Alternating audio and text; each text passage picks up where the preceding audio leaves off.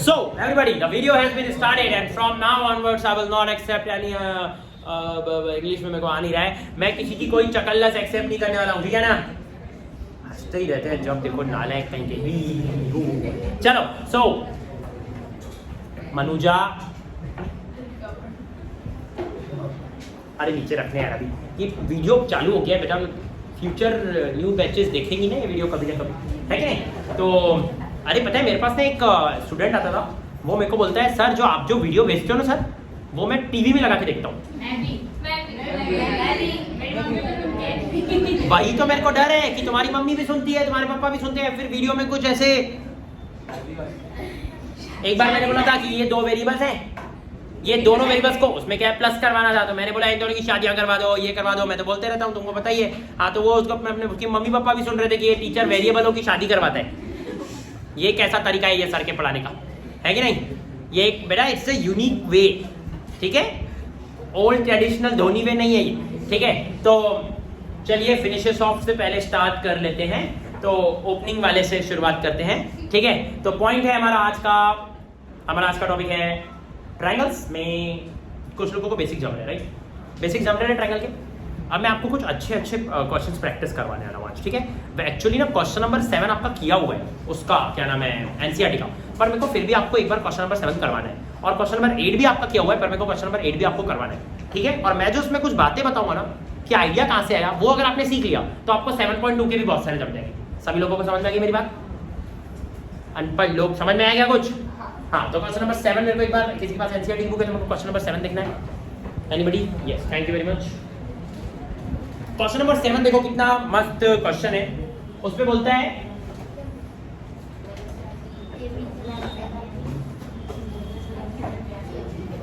और आपका बना हुआ दूसरा,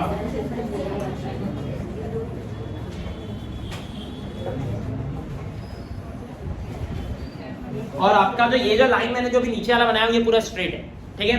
तो आपको क्या दिया हुआ है, ए पी बी,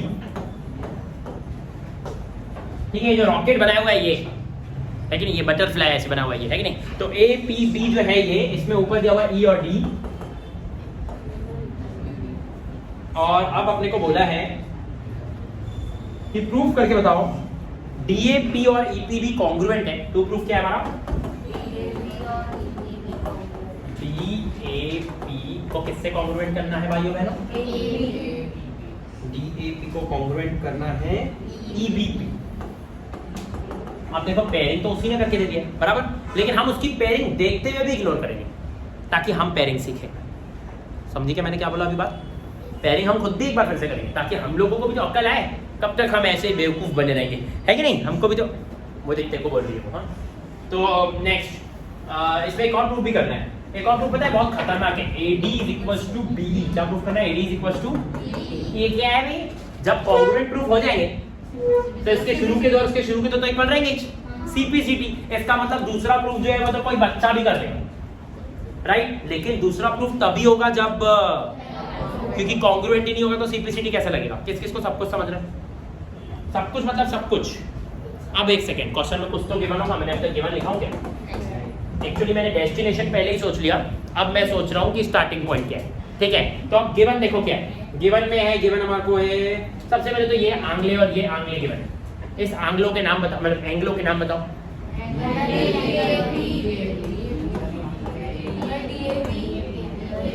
डीएपी किससे इक्वल है? ईडीबी। किससे इक्वल है? ईडीबी। एक्चुअली एक और चीज गिवन है, एक और चीज गिवन क्या है? ईपीए और डीपीबी। ईपीए और डीपीबी। ईपीए देखो कौन सा है? ईपीए देखो कौन सा है? सही बोल रहा हूँ? और डीपीबी कौन सा है? समझ में आ गया? अब लोग मैं साउंड वेव्स नहीं बना रहा हूँ, ठीक है? इसके बाद देखो क्या है, इसके बाद है एक और चीज गिवन है, P is the midpoint of AB। क्या बोलते हैं? P is the midpoint of AB। मतलब AB का जो मिडल पॉइंट है वो P है। AB का मिड पॉइंट मतलब समझते हैं? Mid point, middle order basement, है कि नहीं? मिड पॉइंट का मतलब होता है जो एग्जैक्टली इधर भी डिस्टेंस सेम रखता हो और एग्जैक्टली, समझ में आया क्या? ठीक है, तो ये और ये आपको दिख रहा है क्या? ASA लग रहा है क्या? ASA ए ऐसे लगाने के हम एकदम करीबी है, लेकिन इस क्वेश्चन में एक झंझट है, वो झंझट को पहले समझो।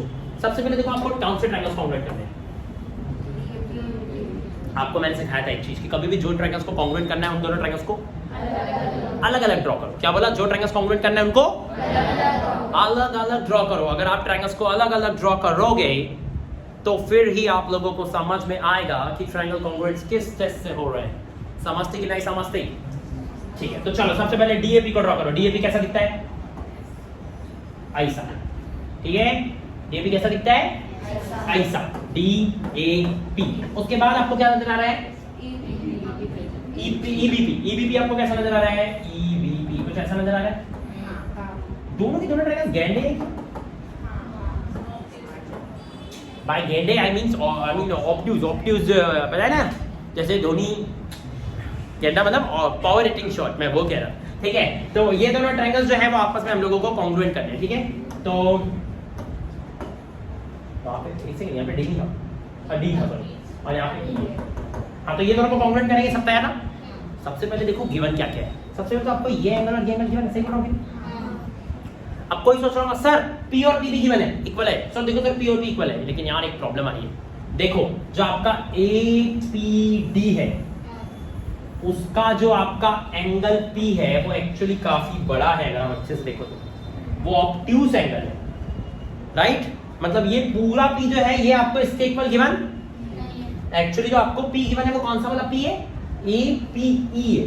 वो कौन सा APE वाला P है कि नहीं? लेकिन हम लोग APE वाला P नहीं चाहते। हम पता है कौन सा P चाहते हैं? हम क्या चाहते हैं? APD। हम भी एंगल P को एंगल P से इक्वल करना चाहते हैं, लेकिन हम जो एंगल P को इक्वल करना चाहते हैं वो कौन सा P है? APD। और हम इस समय कौन से एंगल को इक्वल लेके बैठे?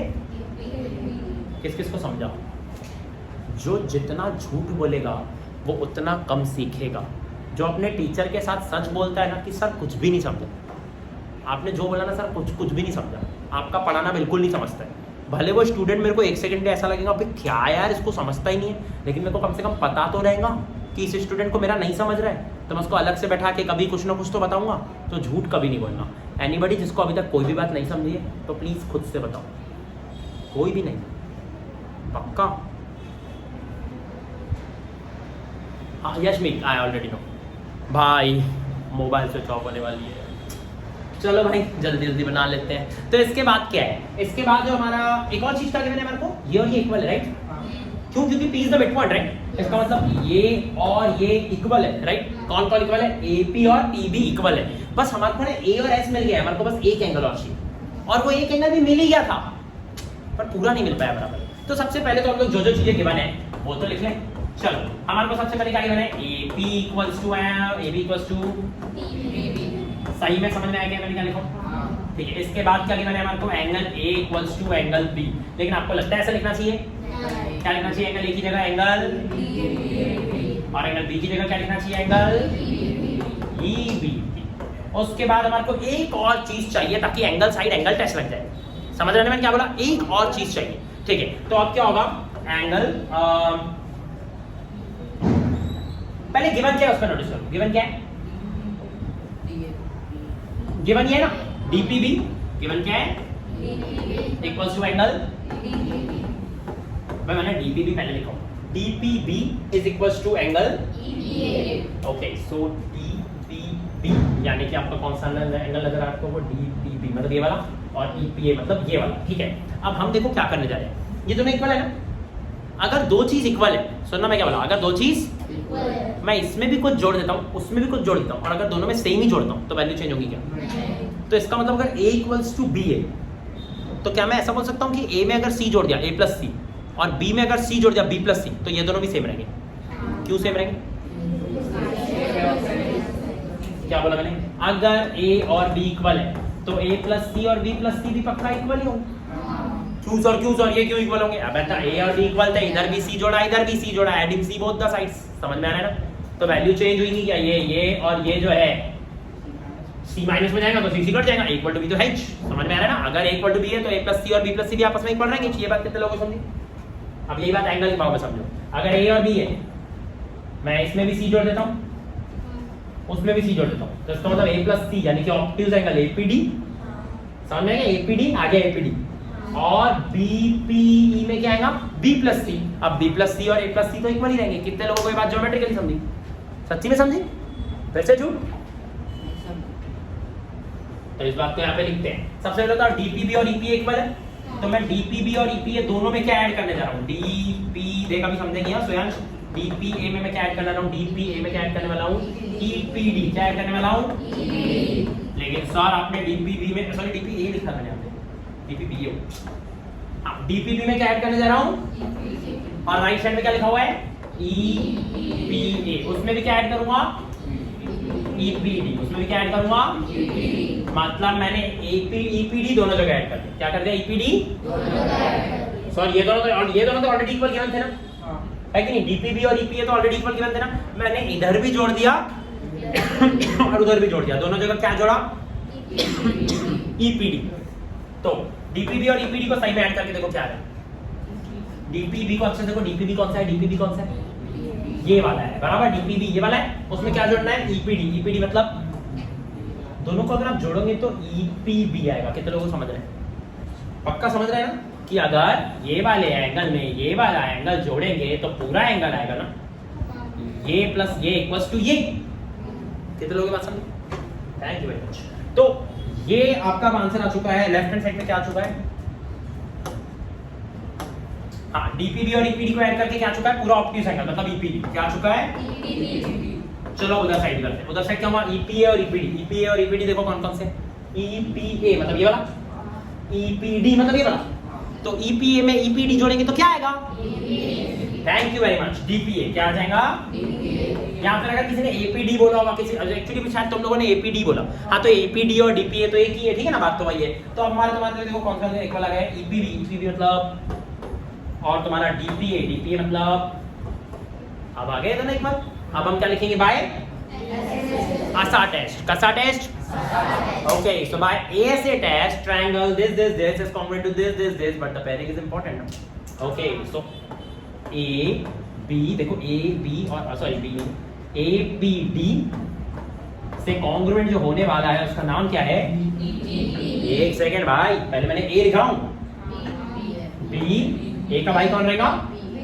फिर मैंने A के बाद P लिखा था और P का भाई P है, तो P के भाई में P आया और फिर ऊपर वाले भाई तो भाई है ही, तो D का भाई कौन हो गया? E। तो APD और BPE। अब देखो हमारे टू प्रूफ में जो लिखा था ना, एक्चुअली एग्जैक्ट मैच नहीं खाया, लेकिन अगर आप अच्छे से देखोगे तो कॉरेस्पॉन्डिंग मैच खाया। A का भाई उसका भी B था, A का भाई हमारा भी B ही आया। हमने इधर भी शफल किया उधर भी शफल किया, बट पेयरिंग तो वही आया ना, तो हमारा भी CPCT वही आएगा। हमारे देखो अब हमारे को प्रूफ क्या करना था? सेकंड प्रूफ में एक और क्या करना था? शायद DA = EB करना था क्या? AD = BE करना था ना, उसमें एक और चीज प्रूफ करनी थी जो मैंने बोला था CPCT से ही आ जाएगी। कौन सी चीज थी वो? AD = BE। क्या आएंगी? AD = BE। तो AD = BE यहाँ पे भी तो वही हो रहा है, देखो AD BE। समझा ना? फर्स्ट थर्ड कितने लोगों को समझा? उसके ब्रैकेट में क्या लिखेंगे? CPCT। मैंने यहाँ पे कहीं ASA टेस्ट लिखा ही नहीं, तुम लोग कर दोगे ना? यहाँ पे जब मैंने दोनों तरफ EPD ऐड किया ना, तो ब्रैकेट में लिखना पड़ता है adding EPD both the sides. क्या लिखना पड़ता है? ये चीज भी आप मेंशन करोगे बराबर? पक्का? डन। क्वेश्चन नंबर 8 पे चलते हैं, देखते हैं कितना रिकॉर्ड हो पाता है। बैटरी खत्म ही होने वाली है। क्वेश्चन नंबर 7 तो हो गया है, क्वेश्चन नंबर 8 करेंगे। क्वेश्चन नंबर 8 में बहुत सारी चीजें बतानी है मेरे को आपको। क्वेश्चन नंबर 8 में क्या है? सबसे पहले ऐसा एक डिब्बा बना हुआ है, उसका ऊपर से ढक्कन गायब है। सही बोल रहा हूं ना? धोनी है, ढक्कन गायब है, ठीक है? तो हंस रही है वो, मैं तो सहता ही नहीं, बिल्कुल नहीं। तो सह लेती है।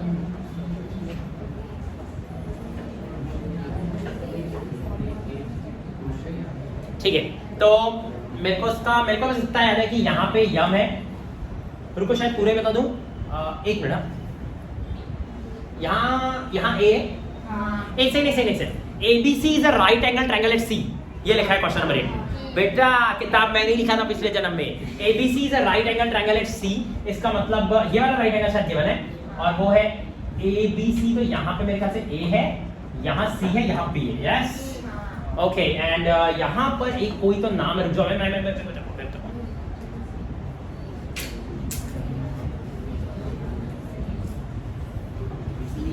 D होगा, हाँ, क्योंकि ABCD होगा और बीच में M होगा, राइट?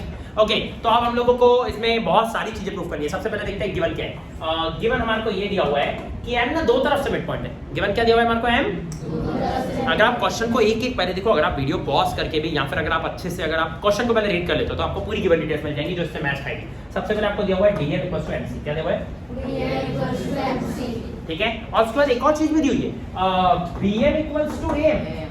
सर नहीं ना, दोनों नहीं लिखा है, इनमें से एक ही लिखा है। बेटा अच्छे से पढ़ो, m is the mid point of DC भी है, m is the mid point of AB भी है। क्वेश्चन में अच्छे से लिखा हुआ है। ठीक है, एक चीज वर्ड्स में लिखी हुई है और एक चीज इक्वल इक्वल करके लिखी हुई है। ठीक है, सब याद रखता है बड़ा। ठीक है ना, किताब मैंने ही लिखा था। ओके, तो उसके बाद उसमें सबसे पहला प्रूफ पता है क्या करने बोला है? सबसे पहला प्रूफ करने बोला है कि ये जो ट्रायंगल है ना, ये और ये जो ये वाला ट्रायंगल है, ये जो दोनों बाएं एक दूसरे को ठूना मार रही है ना, है कि नहीं? हमको ये दोनों को कॉन्ग्रुएंट करना है। हमको इन दोनों को क्या करना है? कॉन्ग्रुएंट करना है। तो इन दोनों को कॉन्ग्रुएंट करने के लिए सबसे पहले एक बात बताओ, ये इससे इक्वल है कि नहीं? ये इससे इक्वल है कि नहीं? ये आंगले और ये आंगले क्यों इक्वल है? Vertically opposite angles. ठीक है, तो कौन सा टेस्ट लग रहा है? सात-बहु टेस्ट। ठीक है, सो बाय ऐसे टेस्ट दोनों कॉन्ग्रुएंट होने वाले हैं। तो चलो ना यार, अब मैं इसका प्रूफ करके दूं या फिर तुम खुद समझ गए हो?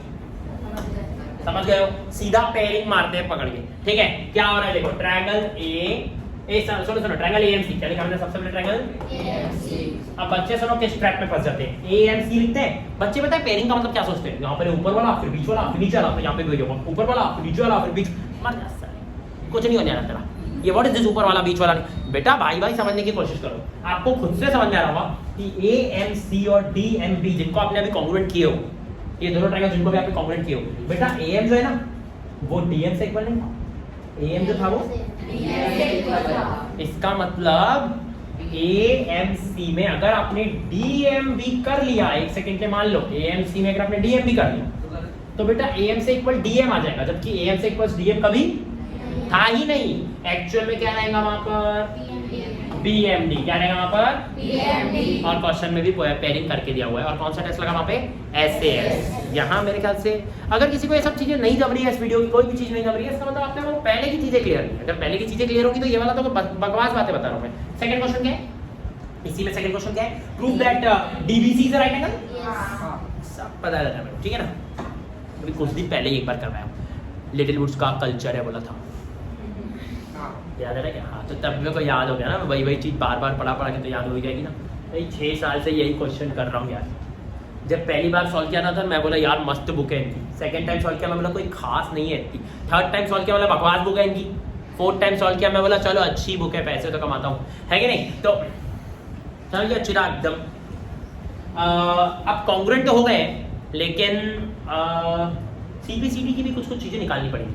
क्योंकि जब आप देखो, आपको सेकंड प्रूफ पता है सेकंड पे क्यों दिया है? सेकंड प्रूफ सेकंड पे इसलिए दिया है क्योंकि अगर आप फर्स्ट में अगर उसको करने की कोशिश करते तो भी नहीं कर पाते। फर्स्ट प्रूफ के दम पे ही सेकंड प्रूफ होने वाला है। तो जो लोग ऐसे सोचते हैं ना यार 4 प्रूफ दिए, अगर डायरेक्ट सिर्फ चौथा वाला एक देता ना तो ऊपर के 3 करने ही पड़ते उसको प्रूफ करने के लिए, उल्टा वो और ज़्यादा हार्ड हो जाता। किस किसको मेरी बात समझी? क्योंकि फिर आप चौथा वाला करना है और आपसे होता ही नहीं चौथा वाला, फिर आप सोचते चौथा वाला प्रूफ करने के लिए और क्या क्या करना पड़ेगा, तब जाके चौथा वाला होगा। फिर उन तीनों को प्रूफ करना पड़ता। आपको पता भी नहीं रहता कि ये 3 प्रूफ करने, और अभी क्या एटलीस्ट लिखा है तो आपको स्टेप बाय स्टेप समझ में आ रहा है। पहले ये करना है फिर ये करना है। तो जो 4 क्वेश्चन लिखे हैं ना वो 4 प्रॉब्लम नहीं है, वो 4 हेल्प है। वो 4 हेल्प है कि भाई पहला वाला करेगा ना तो दूसरा जमेगा, दूसरा वाला जमेगा तो ही तीसरा वाला जमेगा। और डायरेक्ट चौथा वाला करके बन रहता, एक ही करना होता, बस प्रूफ एक ही करना होता। जो चौथा वाला रहता वो 1 पे दिया रहता और कोई प्रूफ रहता ही नहीं। तो आपको बाकी 3 उसको प्रूफ करने के लिए करना ही पड़ता, और आपको ये भी नहीं पता होता कौन से 3 करने हैं, तो ये होगा। समझ रहा है? वो ज्यादा डिफिकल्ट होता। और ऐसे क्वेश्चन आते हैं, ऐसे क्वेश्चन कब आते हैं? ऐसे क्वेश्चन आते हैं ट्रायंगल्स में आते हैं, ठीक है। लेकिन इससे ज्यादा क्वेश्चन तब क्वाड्रिलेटरल में आते हैं। उसमें पता ही नहीं रहता है कौन सा ट्रायंगल किस ट्रायंगल से कॉन्ग्रुएंट करना है। उसमें बस ये पता रहता है कि इसको और इसको इक्वल लाना है। तो हमको सोचना पड़ता है किन दोनों ट्रायंगल्स को कॉन्ग्रुएंट करूं तो CPCD से ये दोनों इक्वल आए। ये बात समझ में आई क्या मैंने क्या बोला? तो अब ट्रायंगल्स खुद खोजना पड़ता है। अभी ट्रायंगल्स आपको पता है कि यही दोनों ट्रायंगल करना है, ठीक है। जैसे अभी आपको देखो, अभी आपको सेकंड प्रूफ थोड़ा सा अजीब दिख रहा है, DBC को 90 डिग्री प्रूफ करना है, करेक्ट। लेकिन क्वेश्चन में एक चीज ऑलरेडी गिवन है कि ये 90 है, करेक्ट। अब एक सेकंड में आपको अपना गोल बता रहा हूं।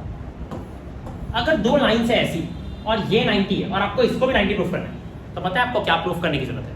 आपको उनको पैरेलल प्रूफ करना है। आपको उनको क्या प्रूफ करना है?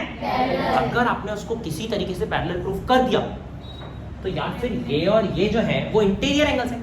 ये इंटीरियर एंगल है ना, सबको पता नहीं इंटीरियर जोड़ के 180 होता है कि नहीं? तो इसको और इसको जोड़ के 180 होगा, तो 90 में x जोड़ के 180, अब 90 में क्या जोड़ेंगे तो 180 आएगा, तो ये भी 90 हो जाएगा। और आपको यही तो 90 प्रूफ करना है। इसका मतलब आपको भी सारा फोकस इसको 90 प्रूफ करने पे नहीं करना चाहिए, आपको सारा फोकस इनको, अगर आपने इनको पैरेलल प्रूफ कर लिया मतलब काम, तो पैरेलल कैसे करूं यार? अभी मैंने क्या किया था, AMC और DMB को कॉन्ग्रुएंट किया था, राइट? जिसकी पेयरिंग AMC और DMB नहीं थी, AMC और BMD थी, तो यार उसमें पहला और पहला ये वाला एंगल तो इक्वल रहेगा ही ना। हाँ, एंगल A बोले तो कौन सा एंगल, सही बोल रहा हूँ क्या, MAC, और उसके बाद ये B वाला बोले तो कौन सा एंगल,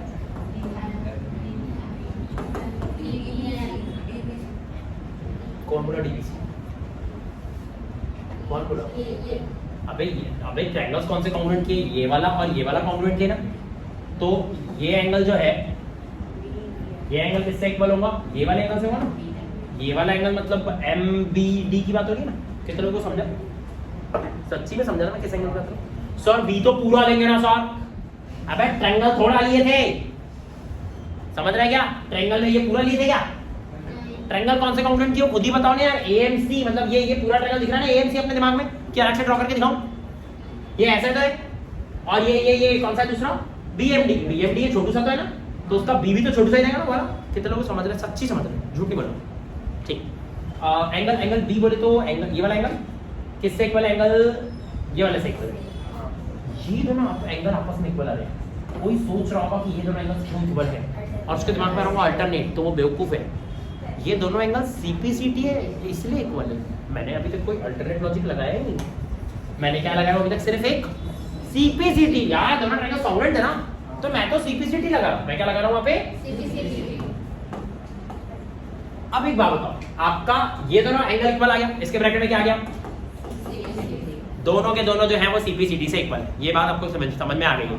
लेकिन अब हम बोलेंगे अरे ये तो अल्टरनेट एंगल्स है, हम क्या बोलेंगे, अरे ये तो हमने अभी तक उनको अल्टरनेट एंगल्स की नजर से, हमने उनको सिर्फ यार जो हमने कॉन्ग्रुएंट किए उसको हम CPCT से लिख रहे थे, और हमने बोले उड़ी बाबा अल्टरनेट एंगल्स खुद इक्वल आ गया, हमने तो अल्टरनेट लगाया भी नहीं, हमने तो CPCT लगाया।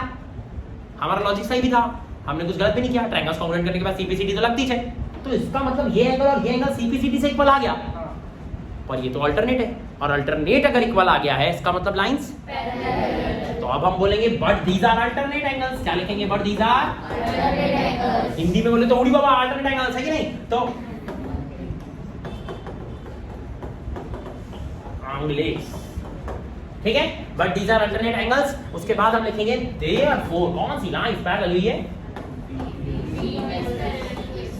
समझ में आया सब लोगों को, DB is parallel to AC। और अगर दोनों पैरेलल हो गई है इसका मतलब ये समझ में आता है कि ये 90, तो इसका इंटीरियर एंगल वाला भी 90। तो इस चीज को लिखेंगे कैसे, ऐसे लिखेंगे, angle DBC plus angle ACB is equal to 180 bracket में कोइंटेरियर एंगल्स।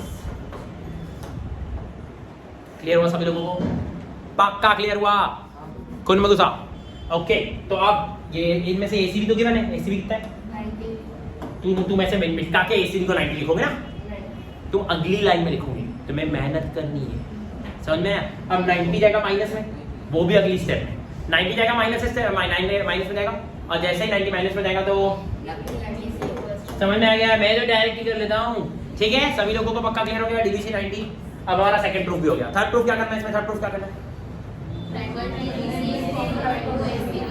एक सेकंड, जिन ट्रायंगल्स को कॉन्ग्रुएंट करना है उन ट्रायंगल्स को कृपया अच्छे से देखें। जो आपको ट्रायंगल्स कॉन्ग्रुएंट करना है वो है DBC, कुछ ऐसा दिखता है वो जानवर, और दूसरा ट्रायंगल जो आपको DBC के सामने बताया गया है वो है ACB। मेरे को RCB सुनाई दिया,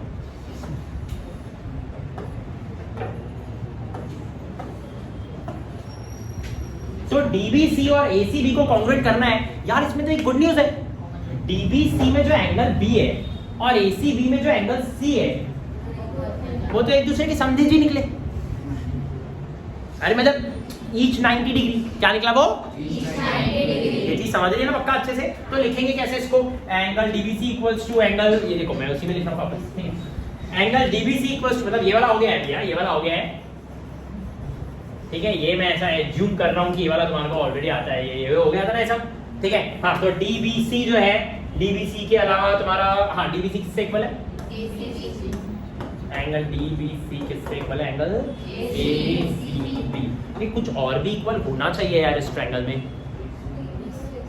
BC कॉमन, DBC में भी BC है, ACB में भी CB है। CB मतलब कि BC होता है। किस किस को समझा? सच्ची में समझा? ओके तो क्या हो गया? Angle BC equal to BC bracket में कॉस साइन। सभी लोगों को पक्का समझ रहे हैं? पक्का समझ रहे हैं? ठीक। चलो एक इसके बाद नेक्स्ट एक और क्वेश्चन बोलो। नेक्स्ट एक और चीज चाहिए ताकि हम लोग इसको प्रूव कर पाए। देखो ये दोनों भी इक्वल हो गए, आपको दिख रहा है ना 90 डिग्री आ गया, ये आ गया। बस एक और चीज आ जाए, अगर ये आ जाएगा तो ऐसे लग जाएगा दोनों साइड के बीच का एंगल, और अगर हाइपोटेन्यूस आ गई तो RHS लग जाएगा, और अगर एक और एंगल आ गया तो AAS या फिर AS लग जाएगा। बस एक और चीज चाहिए, कोई ना कोई टेस्ट तो पक्का लगेगा। पर एक और चीज कौन सी लाऊं? याद है क्या हम लोगों ने शुरू में दोनों जो गायें चूड़ा मारी थी, दोनों को हमने कॉन्ग्रुएंट किए थे, याद है क्या शुरू में? इनके ये और ये अभी तक इक्वल हो गए होंगे। पता है क्यों हो गए होंगे? तुमने इनको कॉन्ग्रुएंट जो किए थे, याद है क्या? DMB, ये मैंने लिख के भी फंक्शन है। हाँ AMC और BMD को हमने कॉन्ग्रुएंट किए थे स्टार्टिंग में, है कि नहीं? इसका मतलब इसका जो AC है, देखो AC मतलब पहला तीसरा, और इसका BD मतलब पहला तीसरा, तो AC और BD तो इक्वल होंगे ना? तो AC और BD तो इक्वल होंगे ना? तो यहाँ पर कौन सा टेस्ट लग गया भाइयों बहनों? थैंक गॉड किसी ने RHS नहीं बोला। सबको नजर आ रहा है ना कि दोनों साइड के बीच में RHS जो बोलेगा वो कब बोलेगा? हाइपोटेनियस जब इक्वल रहेगी और 90 डिग्री रहेगा और कोई तो भी एक साइड रहेगा। सभी को समझ में आ गया क्या? तो ऐसे टेस्ट से अभी कॉन्ग्रुएंट हो गए। अब आपका तीसरा प्रूफ भी हो गया, इसको लिख लोगे पक्का लिख लोगे। कितने लोगों का क्वेश्चन नंबर 8 ऑलरेडी किया हुआ है? देखो कितने कम लोगों का किया हुआ है। आधा नहीं। कौन इसके बाद बिना देखे फिर से लिख रहे हैं खुद से? तुम नोटिस करो जो लोग एक बार ऑलरेडी करके आए खुद से, उनको पूरा लॉजिक भी क्लियर है, उनका भी हाथ खड़ा हो रहा है सर मैं भी लिखूंगा, जबकि उनको लिखने की जरूरत भी नहीं है, उनको आता है। उसकी 3 एक्सरसाइज पूरी हो गई है, चैप्टर कंप्लीट करके बैठी है वो, उसको लिटरली हर एक लॉजिक पता है। फिर भी वो क्या बोल रही है? मैं एक और बार लिख के आऊंगी। अब जो लोग एक बार भी नहीं लिख रहे हैं एंड दे आर लाइक हाँ एक बार भी नहीं लिखूंगा, फिर भी नहीं लिखूंगा, तो बेटा गलत बात कर रहे हो आप। फिर मैं आपको कैसे इंप्रूव कराऊंगा? ठीक है ना? तो कल सबका कंप्लीट रहेगा वेद? सबका छोड़, तेरा कंप्लीट रहेगा वेद। सिर्फ तेरा वेद नाम है ना, इसलिए मैं तेरे को कुछ बोल नहीं रहा हूं। जैसी तेरी हरकत है ना, तेरे को अपना नाम नावेद या जावेद रख लेना चाहिए, है कि नहीं? चलो तो हाँ, तो अभी चौथा प्रूफ इसमें बाकी है। चौथा प्रूफ क्या करना है जल्दी बताओ? CM equals to half of AB। बेटा सब किताब मैंने लिखा हूं। अब ये आपका चौथा प्रूफ है। ये कैसे प्रूफ करूं कि CM जो है वो AB का आधा है? मैं बताऊं कैसे प्रूफ करेंगे। देखो मेरी बात को ध्यान से सुनना। अभी ट्रायंगल कॉन्ग्रुएंट हो, तुम नोटिस कर रहे हो थर्ड प्रूफ से ही फोर्थ प्रूफ हो रहा है, और थर्ड प्रूफ करने के लिए जो फर्स्ट में प्रूफ किए थे ना उसका सिंपलिसिटी काम आया। किस किस को समझ है? फर्स्ट के बिना सेकंड नहीं होता। ओके सो DB और AC इक्वल था, ट्रायंगल कॉन्ग्रुएंट हो चुका था। क्या मैं ऐसा बोल सकता हूं DC और AB इक्वल हो चुका है? ये चल रहे ऊपर वही सा क्या नाचने की इच्छा हो रही है? नाले को कल वाले वीडियो भी कोई इसमें किसी बच्चे को नेक्स्ट ईयर में सीरीज भेजूंगा तो बोलेगा हाँ एक दिन विसर्जन था, सर ने बोले थे नाचने की इच्छा हो रही है, सेकंड डे पे बच्चे बोले थे हाँ बैंड बज रही। तूने सुनी थी वीडियो में? सोच बाकी न्यू बच्चे क्या सीखेंगे, है कि नहीं? कोई लोग तो टीवी में चला के भी देख रहे होंगे। प्लीज प्लीज ये सब हरकत नहीं चाहिए। चलो इधर देखो, तो अभी हमारे को क्या करना है बेटा? DC और AB इक्वल है कि नहीं पहले बताओ। क्या हंस रहे हो यार तुम मेरे ऊपर? गलत बात है।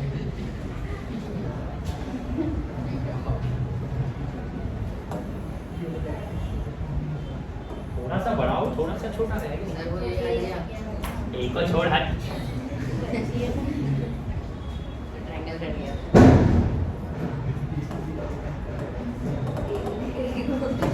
ये समझ में आ रहा है, ठीक है? वो थोड़ा सा हो गया।